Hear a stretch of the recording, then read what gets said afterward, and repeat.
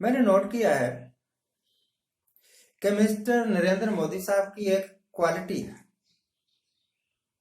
Quality है कि वो किसी भी ओकेजन पर लेक्चर जरूर देते हैं। चाहे वो किसी मंदिर का उद्घाटन ही करना हो, मंदिरों का उद्घाटन करना या मूर्तियों की स्थापना करना, जिनको ये प्राण प्रतिष्ठा बोलते हैं। कोई प्राण प्रतिष्ठा वगैरह नहीं होती, बस मान लेते हैं कि ये है। अदरवाइज पत्थर की मूर्ति में कौन प्राण डाल सकता है? अगर डाल सकते हैं मोदी साहब पत्थर की मूर्ति में प्राण, तो जो कोविड में हजारों लोग मर गए थे, उन मरे हुए लोगों को भी जिंदा कर देते कि हमने आपके प्राण प्रतिष्ठा डाल दी है, चलो इतने साल तक और जी लो। ऐसे थोड़ा होता है, और हुआ भी नहीं।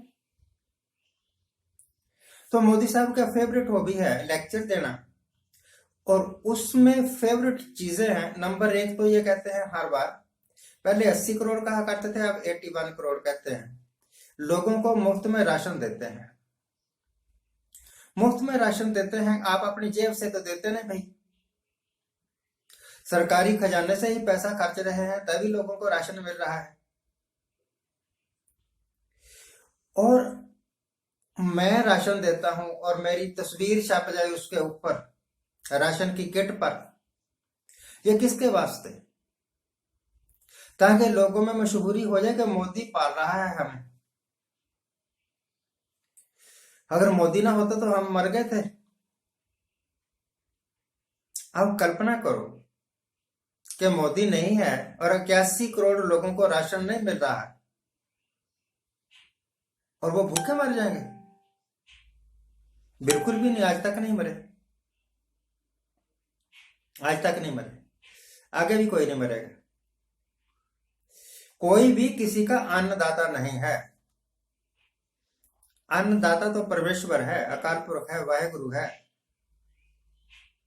वो राम है जो दशरथ का बेटा नहीं। तो 81 करोड़ लोगों को राशन देता हूं, ये पहली बात।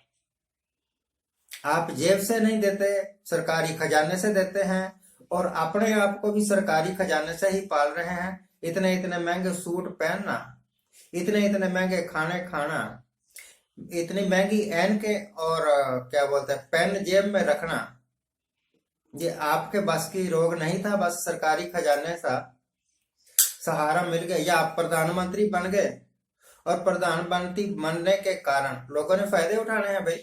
जो इनके यार दोस्त हैं, बड़े बड़े सेठ हैं, उन्होंने फायदे उठाने हैं इनसे, तो वो तोहफे के तौर पर भी दे देते होंगे। दोनों ही स्थितियों में लाभ तो इस करके मिल रहा है कि because he is the prime minister. अगर वो प्राइम मिनिस्टर ना होते तो देखें कि इनको कितना के लोग फंडिंग कर देते। दूसरी पार्टियां भी थी, फिर उनको फंडिंग करते, इनको थोड़ी करनी थी। पहली तो बात यह है। दूसरे इनके लेक्चर की बात जो मेन है वो यह है कि हमने भारत को कांग्रेस मुक्त बनाना है। औरंगजेब जैसे पागल लीडर हुए हैं बादशाह हुए हैं, जो कहा करते थे कि हमने हिंदुस्तान को हिंदू मुक्त बनाना है। नहीं बना सके, भगवान ने उठा लिया। आप भी अगर ये सपना संजो के बैठे हुए हो, तो आप ये समझ लो कि कोई भी किसी का बीज नाश नहीं कर सकता। बीजेपी तो अब बनी है, 20-30 साल हुए। कांग्रेस को तो मेरे ख्याल 130 साल से भी ऊपर हो गए। आपकी क्या औकात है कि कांग्रेस वगैरह को खत्म कर? याद रखिए, जब मैं ये चीज बोल रहा हूं तो मेरे दिमाग में ये है कि 1984 में कांग्रेस सरकार तो कांग्रेस की ही थी। कांग्रेसियों ने और बीजेपी वालों ने भी, आरएसएस वालों ने भी, सब ने मिलकर कत्लेआम किया था सिखों का। जो पार्टी सिखों का कत्लेआम करे, और मैं सिख हूं तो मैं उसकी फेवर क्यों करूंगा भाई? पर जो सच्चाई है वो तो सच्चाई है, क्योंकि नरेंद्र मोदी साहब की अपनी कोई उपलब्धि है नहीं मुफ्त खोरों को पालने के अलावा। 80 करोड़ लोगों को मुफ्त राशन देना का मतलब है कि आप मुफ्त में पाल रहे हैं इनको, और कोई उपलब्धि नहीं है इस सरकार के पिछले 10 साल में। और उनकी बहुत उपलब्धियां हैं, नेहरू की बहुत उपलब्धियां हैं, इंदिरा गांधी की बहुत उपलब्धियां। इंदिरा गांधी की उपलब्धियों तक तो ये मोदी साहब या इनका कोई भी लीडर पहुंच ही नहीं ना सकता। इस जन्म या अगले जन्म में भी नहीं पहुंच सकते। तो कहने के वास्ते बचा क्या? बचा बुराइयां करते रहो। और ये आदत इतनी बढ़ गई है कि अब तो पार्लियामेंट में भी साहब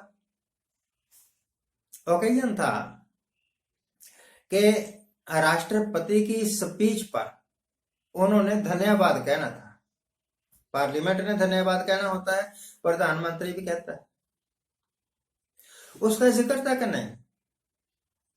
हम 400 सीट ले लेंगे, हम 450 सीट ले लेंगे। अरे आप 600 सीट ले लो, 540 टोटल है, 600 ले लो। और प्रोक्सी की वो जो पीओके वाले हैं उनको भी बुला के वोट डलवा लेना कि हमने 600 करना है, नंबर पूरा, तो आप वोट डालो।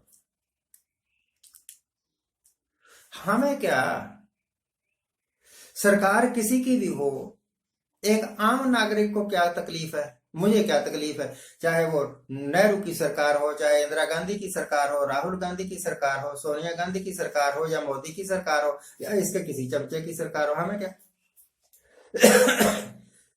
एक आम नागरिक को चाहिए एक अच्छा शासन,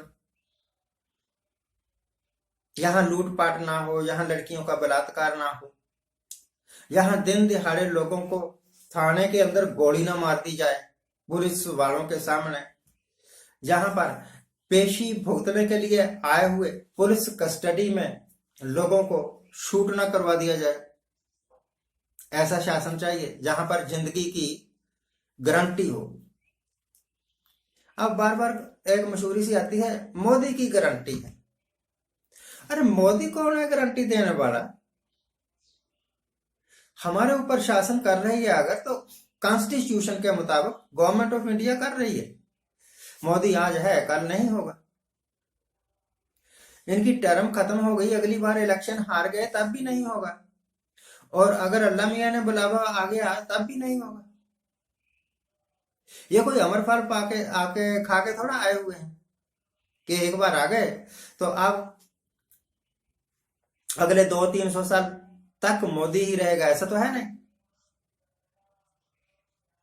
सबका जन्म हुआ है, सबने मरना है। इन्होंने भी मरना है, मैंने भी मरना है, सबने मरना है।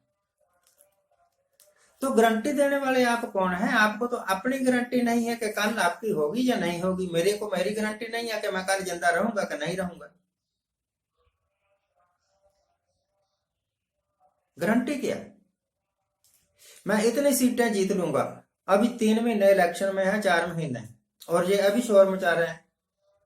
अरे जब जीत जाओगे तो बताने की जरूरत ही कहाँ रहेगी। यह आपका हिसाब तो ऐसा हो गया, एक गर्भवती औरत थी, पहली बार बच्चा जन्मना था उसने, तो अपनी माँ को कहने लगी, माँ जब बच्चा, मैंने पहली बार बच्चा जानना है, मुझे पता नहीं कैसे बच्चे का जन्म होगा, जब बच्चे का जन्म हो तो मुझे बता देना, चाहे मैं सो ही ना रह जाऊं। तो माँ बोली, बेटी जब बच्चा पैदा होगा तेरे को बताने की जरूरत नहीं रहेगी, तू इतनी चीखें मारेगी कि पूरा गांव जो है ना उसको पता लग जाएगा कि इसको बच्चा पैदा हो रहा है। तो आपको बताने की जरूरत क्या है, वो तो पूरी दुनिया को ही पता लग जाएगा कि आप कितनी सीटें प्राप्त कर। क्या पता 220 भी आनी है कि नहीं आनी। अगर ईमानदारी से इलेक्शन करवाओ तो मुझे पक्का गारंटी है कि आप 200 का नंबर पार नहीं कर सकोगे।